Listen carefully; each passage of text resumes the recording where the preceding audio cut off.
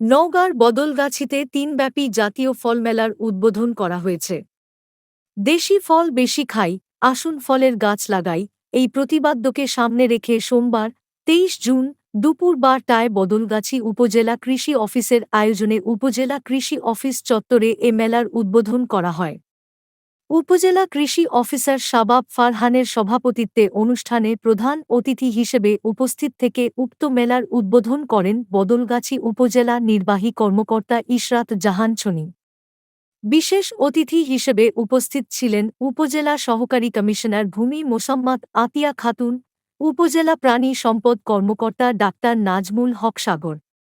অনুষ্ঠানে আরও উপস্থিত ছিলেন উপজেলা কৃষি সম্প্রসারণ কর্মকর্তা সজল সরকার, বদলগাছি মডেল প্রেস ক্লাবের সভাপতি মোহাম্মদ ফেরদৌস হোসেন, দপ্তর সম্পাদক মোহাম্মদ সারোয়ার হোসেন অপু, প্রচার সম্পাদক আশিক হোসেন, সদস্য A B S Ratan, Rocky Hossain, Liton Hossain, Nure Alam Siddique Ujjal, Jahangir Alam, Ruhul Amin, Badalgachhi press ক্লাবের সভাপতি মোহাম্মদ শহীদুল ইসলাম দবির, যুগ্ম সাধারণ সম্পাদক Khalid Hasan Milu, central press club বদলগাছির সভাপতি বুলবুল আহমেদ বুলুসহ প্রমুখ সাংবাদিক এবং বিভিন্ন গ্রাম থেকে আগত কৃষকবৃন্দ।